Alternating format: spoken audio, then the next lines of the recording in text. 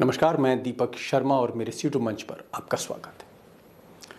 दोस्तों, जानकारों का मानना है कि मोदी जी की ये जो ताकत है, ये जो प्रचंड बहुमत है, ये यूपी की बदौलत है। अब इससे कोई इनकार नहीं कर सकता कि यूपी का कंट्रीब्यूशन है, लेकिन मोदी जी की ये जो ताकत है, ये जो किंग साइज उनका फिगर है, ऑरा है, इसके पीछे बड़ा रोल महाराष्ट्र का है, बिहार का।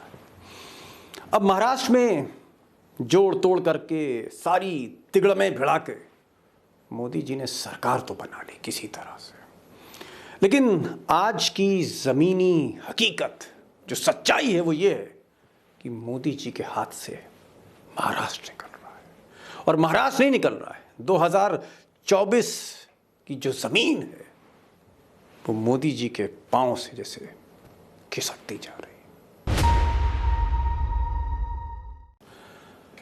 अब जरा कल्पना कीजिए कि महाराष्ट्र में उपचुनाव हो रहा है, जिसे द ग्रेट मराठा वॉर कहा जा रहा हो, जिसे सबसे बड़ी जंग कहा जा रहा हो बीजेपी और उद्धव की शिवसेना के बीच में। और वहां पर बीजेपी अपना उम्मीदवार उतारे वहां पर अंधेरी में, और उसके बाद उम्मीदवार का नामांकन वापस ले ले।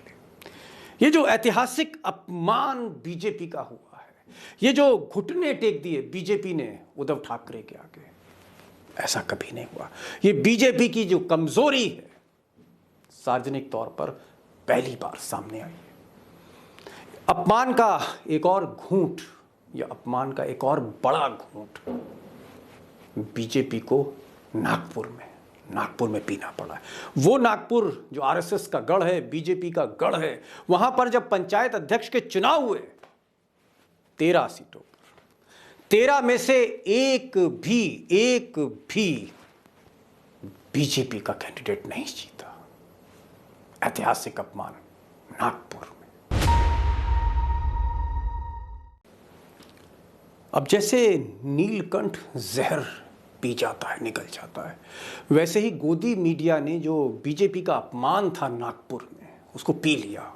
और आप तक वो खबर नहीं पहुंची, लेकिन खबर बड़ी थी। और मैं इसीलिए आपका ध्यान खींचना चाहता हूं चंद सेकंड के लिए कि वो नागपुर जहां मोहन भागवत की सीट हो, आरएसएस के मुखिया की, वो नागपुर जहां से डिप्टी सीएम फडणवीस आते हो, जी हां, डिप्टी सीएम और पहले के सीएम और सीएम फेस बीजेपी के, वो नागपुर जहां से नितिन गडकरी आते हो, और वो नागपुर जहां से बीजेपी के नए प्रदेश अध्यक्ष, महाराष्ट्र चीफ चंद्रशेखर आते हो।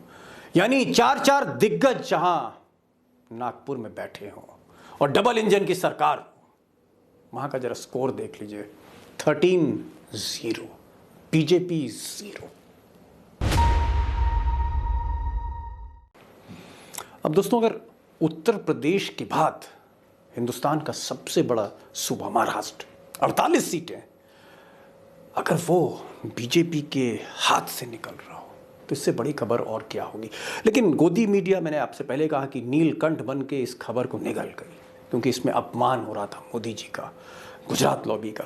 लेकिन हकीकत ये है कि ये जो नौबत आई है, वो इसलिए आई है कि अगर उसका कारण हम देखें तो एक कारण ये है कि आरएसएस का जो ये नागपुर जैसा किला ढह गया, कहीं ना कहीं मोहन भागवत, दत्तात्रेय होसबोले, नरेंद्र मोदी और अमित शाह, इनके बीच की जो दूरियां हैं वो बहुत हद तक जिम्मेदार है। कम्युनिकेशन गैप एक आरएसएस और बीजेपी के कोऑर्डिनेशन के बीच में, हालांकि गैप तो फडणवीस और गडकरी में भी है, लेकिन ये एक संवादहीनता एक कारण जरूर है कि बीजेपी महाराष्ट्र में दिन ब दिन कमजोर हो रही है। और शायद यही कारण है कि अंधेरी उपचुनाव में बीजेपी को समर्पण करना पड़ा, घुटने टेक दिए उद्धव ठाकरे का। ये एक बहुत बड़ा, आप कह सकते हैं, अपमान उस मोदी जी के लिए जिनके बारे में लोग कहते हैं कि वो जल्दी झुकते नहीं हैं। फडणवीस की गिरती साख, वो फडणवीस जिनको वंडर बॉय कहा गया था 2014 में, मोदीज वंडर बॉय, आज मुझे लगता है कि उनकी क्रेडिबिलिटी एकदम लोएस्ट एप पर है। साख गिरती चली जा रही, मैं इस पर बात करूंगा आगे चल के। भ्रष्टाचारियों को संरक्षण। जो भी दागी नेता था, जिस पर भी 100 करोड़ 50 करोड़ के घपले के आरोप थे, आज वही फडणवीस साहब के मुकुट बने हैं, मोदी जी के मुकुट बने हुए हैं महाराष्ट्र में। ये भी कारण है, पब्लिक सब जानती है, पब्लिक सब जान रही है। और एक और कारण, सहानुभूति लहर उद्धव ठाकरे के लिए, आदित्य ठाकरे के लिए। जहाँ जहाँ आदित्य ठाकरे जा रहे हैं या जहाँ जहाँ से उद्धव ठाकरे बोल रहे हैं जिस मन से, चाहे वो दशहरा मेला हो, चाहे वो सभाएं हों, पब्लिक टूट पड़ रही है। और ये एक बहुत बड़ा फैक्टर है जिसकी वजह से अंधेरी सीट में कैंडिडेट को वापस लेना पड़ा बीजेपी को। और अगर इन सब के इतर हम देखें तो भीतर घात इस कदर है, इतनी ज़्यादा इनफाइटिंग है। उसकी वजह मैं आपको बता रहा हूँ कि फडणवीस को ही ले लीजिए। फडणवीस को मोदी जी चाहते हैं, अमित शाह नहीं चाहते।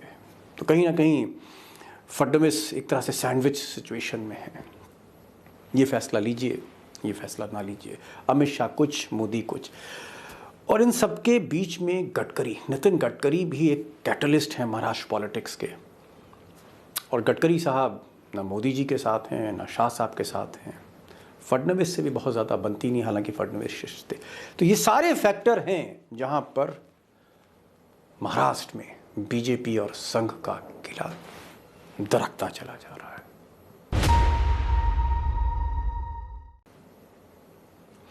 अब दोस्तों, ये जो बीजेपी की नॉन परफॉर्मेंस है, मौजूदा नॉन परफॉर्मेंस महाराष्ट्र में, उसकी एक वजह ये साहब भी हैं, देवेंद्र फडणवीस।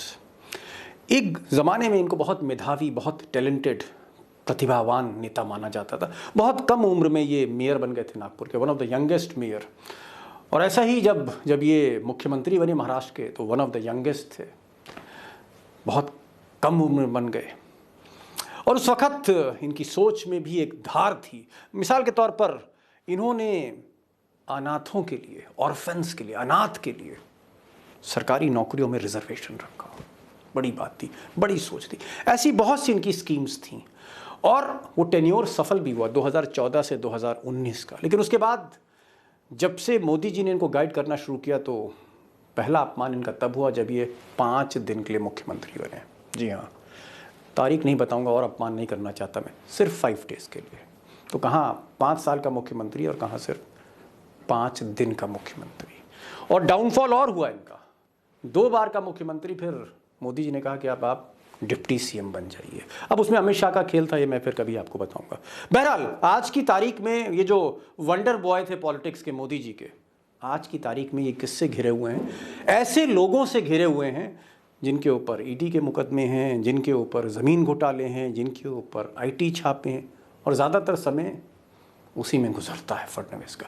और ये चीज़ पब्लिक समझ रही है कि फडणवीस की जो साख है, जो क्रेडिबिलिटी है, वो बहुत तेज़ी से नीचे आई है। और हालात ये हैं कि बीजेपी की भीतरघात को अब फडणवीस संभाल भी नहीं पा रहे, क्योंकि भीतरघात संभालने के लिए ज़मीर चाहिए, ईमान चाहिए, और कहीं ना कहीं साख चाहिए, जो अब फडणवीस में कम होती जा रही है।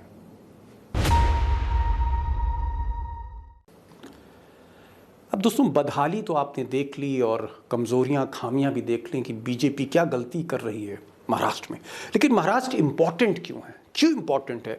और अगर हम पीछे मुड़कर देखते हैं 2014, 2019, तो हम जब आंकड़े देखते हैं लोकसभा के, तो ये चीज़ जाहिर होती है कि मोदी जी ने जो मुकुट पहना है, सोने का मुकुट जिसमें जवाहरात जड़े हुए हैं, उसमें सबसे बड़ा कंट्रीब्यूशन यूपी के बाद महाराष्ट्र का है।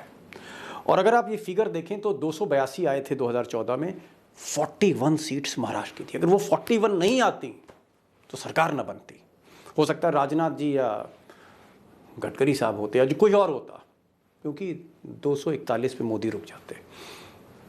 और अगली बार जब मोदी जी ने 300 पार किया, रिकॉर्ड तोड़ा, जिसको गोदी मीडिया ने कहा कि भूतो न भविष्यति, फिर भी महाराष्ट्र का जो योगदान था 41 था। और अगर वो महाराष्ट्र का योगदान ना होता तो 2019 में भी मोदी जी की सरकार ना बनती। ये है इंपॉर्टेंस महाराष्ट्र की, जो धीरे धीरे मोदी जी के हाथ से निकल रहा है। अब दोस्तों, सत्ता का नशा जब चढ़ता है तो बादशाह बार बार मुकुट ही नहीं बदलता, अचकन ही नहीं बदलता, जैकेट ही नहीं बदलता, कपड़े ही नहीं बदलता, कभी कभी फैसले भी गलत ले लेता है। भले ही उसके पास कलयुग का चाणक्य हो, फैसले गलत हो जाते हैं। जैसे मिसाल के तौर पर एक फैसला ठाकरे को चुनौती देना था, ठाकरे को कुर्सी से उतारना था, ठाकरे को खत्म करना था, और उस खत्म करने के चक्कर में ठाकरे जिंदा हो गए। जिंदा ही नहीं हुए, सामने खड़े हो गए। ऐसे खड़े हुए कि घुटने पे आना पड़ा मोदी जी को अंधेरी उपचुनाव में। Big mistake. दूसरी मिस्टेक, फडणवीस को एकदम उन्होंने कठपुतली बना दिया, जिसको वंडर बॉय कहते थे। कभी कहा 5 दिन के लिए आप बन जाइए, कभी कहा 3 दिन के लिए बन जाइए, कभी कहा डिप्टी सीएम बन जाइए, और फ्रीडम नहीं दी। सारा का सारा मैनिपुलेशन अमित शाह कर रहे थे और एक कठपुतली बन के फडणवीस रह गए।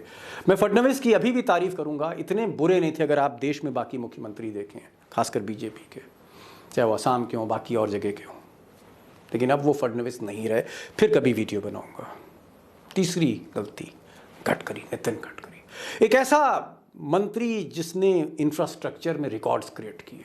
विचारधारा कोई भी हो, परफॉर्मेंस में आज दुश्मन भी मानते हैं, कांग्रेस भी मानती है कि जो इंफ्रास्ट्रक्चर प्लान है, अगर मोदी सरकार में कुछ हो रहा है तो यही शख्स कर रहा है। साइड लाइन, कोई मतलब नहीं, महाराष्ट्र पॉलिटिक्स से बाहर कर दिया है। और जहां गढ़ है जिस महाराष्ट्र में आरएसएस का, उस आरएसएस से दूरियां। मोहन भागवत हों, दत्तात्रेय हाउस बोले हों, आप देख ही रहे होंगे, मैंने वीडियो भी बनाया, आप चाहें तो देख सकते हैं इस वीडियो को, कि किस तरह से ये दूरियां बड़ी तेजी से बढ़ रही हैं, और इसका असर 2024 में आपको देखने को मिलेगा। ये मैं बता रहा हूं आपको। दोस्तों, जो आपकी ताकत हो, अगर वही कमजोरी बनने लगे तो समझ लीजिए कि फिर डिक्लाइन शुरू हो रहा है, गिरावट आ रही है, पतन आ रहा है। और मोदी जी की जो ताकत थी महाराष्ट्र, आज वही कमजोर होता चला जा रहा है। मैंने काफ़ी एनालिसिस करने की कोशिश करी है और आगे भी करूंगा, क्योंकि ये सब्जेक्ट बहुत ट्रिकी है, कॉम्प्लेक्स है, और इस पर मैं और भी वीडियो बनाऊंगा, क्योंकि महाराष्ट्र की पॉलिटिक्स सबसे इंटरेस्टिंग होने जा रही है। महाराष्ट्र प्लस बिहार मोदी का भविष्य तय करने जा रहा है। मैं पहले भी एक वीडियो बना चुका हूं इस पर, तो मैं इस पर आऊँगा, फिर आऊँगा, और फडणवीस पे भी आऊँगा कि नायक से खलनायक तक का जो सफ़र है, क्या वाकई खलनायक बन गए हैं, इस पर भी आऊँगा। लेकिन कुल मिलाकर जो एक कंप्रिहेंसिव अगर आप व्यू लें, तो महाराष्ट्र की जो ज़मीन है मोदी जी के बादशाह के पाँव के नीचे से निकल रही है। आपके कमेंट्स चाहूँगा, आपके आइडियाज़ चाहूँगा, और इस वीडियो को सब्सक्राइब करिए, बेल आइकन को क्लिक करिए और दोस्तों से शेयर करिए। तो यही आज का वीडियो था। फिर मिलते हैं अगले वीडियो में। शुभ दिवाली आपको भी। नमस्कार।